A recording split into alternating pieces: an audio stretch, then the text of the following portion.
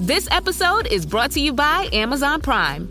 From streaming to shopping, Prime helps you get more out of your passions. So whether you're a fan of true crime or prefer a nail-biting novel from time to time, with services like Prime Video, Amazon Music, and fast free delivery, Prime makes it easy to get more out of whatever you're into or getting into. Visit Amazon.com/Prime to learn more. You know that feeling when someone shows up for you just when you need it most? That's what Uber is all about. Not just a ride or dinner at your door. It's how Uber helps you show up for the moments that matter. Because showing up can turn a tough day around or make a good one even better. Whatever it is, big or small, Uber is on the way. So you can be on yours. Uber, on our way. This is Optimal Work Daily, the 10 Secrets of Podcasting and What I've Learned by James Altucher of jamesaltucher.com. I'm totally selfish and I'm shy. I wanted to talk to you. I read your books. You invented something I liked, or you said one thing that blew me away, or I was a fan of your music, or heck, you went into outer space, or inner space, whatever. I wanted to call you and have a conversation. Maybe you would like me. Maybe you would be my friend. Secretly, deep down, I wanted you to be my friend and say, hey, let's hang out. A lot. But how can I do it? You would never take my call if I just called you cold. So I started a podcast. And then I started calling people. I called Cheryl Strayed, Mark Cuban, Coolio, Ariana Huffington, Wayne Dyer, Peter Thiel, Amanda Palmer, and hundreds more. I talked to you. Some people I actually did become friends with. Others I just learned from. I learned a lot. I encourage every socially abnormal person who is curious to start a podcast. Or if you don't want to start a podcast, find some way to interview people, to learn from them. Someone asked me recently what they need to know to start a podcast. I have no clue. I lied to you also. But here's what I wrote, and I hope there are some gems here. I plan on learning a lot more. I might already have 30 calls into you because I'm very annoying. Tips on podcasting. A. You have to reach out to lots of people you normally wouldn't reach out to. That's hard and uncomfortable and rewarding. But the only way to master something is to practice. I am practicing being incredibly uncomfortable, so I practice it every day. Pick all of your heroes. Reach out to all of them. 1 in 50 might respond. B. Listen and learn a lot, because there are stakes on the line. Your ability to succeed in the interview. You will never get this chance again. Don't blow it. Don't even let a sentence go by if you have the small itch of curiosity tagged to it. Be curious about every word. When someone says, and then I had a problem, and then, stop. Why did you have a problem? How did you get over it? You know how it goes. C. Learn to be intimidated. I can say there's a technique for this, but there isn't. Only a lot of research and experience was able to do it for me. I just fill all the holes with questions. It's a blitzkrieg of curiosity, and that helps my nervousness until we find a common point. When you have a guest like Coolio, where I had no point of reference in our entire lifetimes, I just had to keep shooting questions until we found a point in common. Addiction, love, regular stuff. D. Persistence. You have to learn to be persistent because nobody responds to you the first time around. As one person wisely, thank you Jillian Zoe Siegel, told me, don't take a no from someone who doesn't have the ability to say yes. This worked for me at least 50 times, but the one that stands out in my mind right now is Judy Blume, the best author of my childhood. Judy Blume taught me how to love, but I took at least a dozen different routes before she was able to say yes. E. Sell yourself. You have to learn to sell yourself because nobody wants to be on your podcast until they know who you are. Come up with at least 5 reasons why someone should waste their valuable time talking to you. F. Humor. You have to be funny because an entertaining podcast is better than an educational one. Think documentaries, for instance. I watch stand-up comedy before every podcast I do.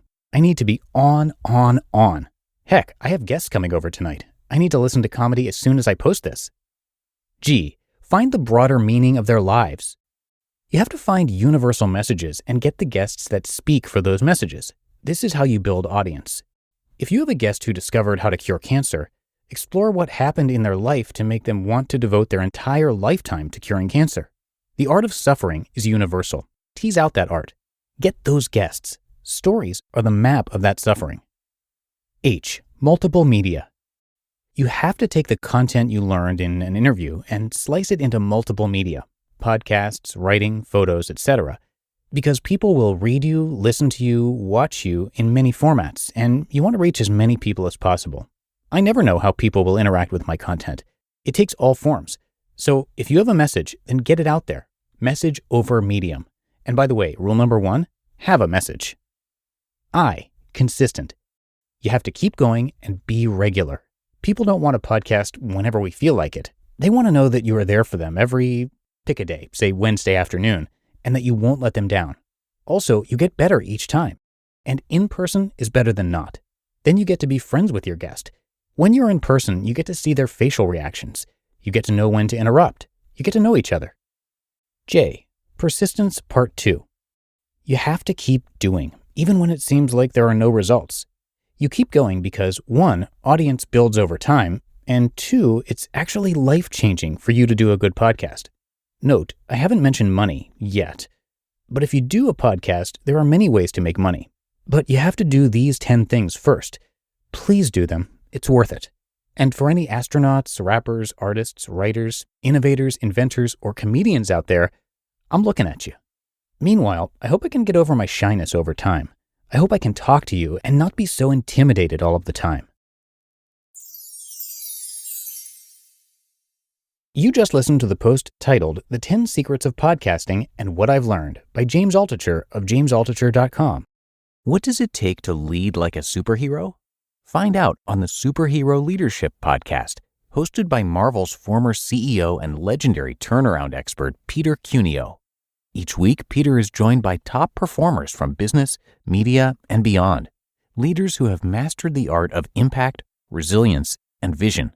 Together, they explore Peter's 32 leadership essentials, revealing what it really takes to rise, inspire, and lead with purpose. Check out the episode with Michael Fabiano, president of ESG News, who offers candid insights on how leaders can run towards challenges and drive innovation in resistant cultures, embrace lifelong learning to stay ahead of disruption, and create environments where bold ideas thrive. If you want to level up your leadership, this is your blueprint. Search Superhero Leadership wherever you get podcasts. With a Venmo debit card, you can Venmo more than just your friends. You can use your balance in so many ways. You can Venmo everything. Need gas? You can Venmo this. How about snacks? You can Venmo that. Your favorite band's merch? You can Venmo this. Or their next show? You can Venmo that. Visit venmo.me/debit to learn more. You can Venmo this, or you can Venmo that. You can Venmo this, or you can Venmo that. You can Venmo. The Venmo MasterCard is issued by the Bancorp Bank N.A. pursuant to license by MasterCard International Incorporated. Card may be used everywhere MasterCard is accepted. Venmo purchase restrictions apply. And thanks to James, and let me tell you a little bit more about him. James is an entrepreneur, a writer, investor, trader, and of course, podcaster. You could call him a jack of all trades, which many entrepreneurs are, and maybe you can relate. His podcast is called The James Altucher Show, which is always in the top charts in the business category of Apple Podcasts for good reason. He's also written a bunch of books, and you can find all of them at jamesaltucher.com. And speaking of Mark Cuban, who James mentioned in this post as one of the people that he's interviewed on his show, Mark was one person among many, including Jerry Seinfeld, to comment on a piece that James wrote on LinkedIn about how New York City will never be the same after the pandemic. And whatever you believe, it's a really interesting article that got a lot of national attention. So you can read that and then Jerry Seinfeld's rebuttal in the New York Times. But that's going to do it for today. I hope you have a great weekend if you're listening in real time, and I will catch you back here tomorrow for the Wednesday show, where your optimal life awaits.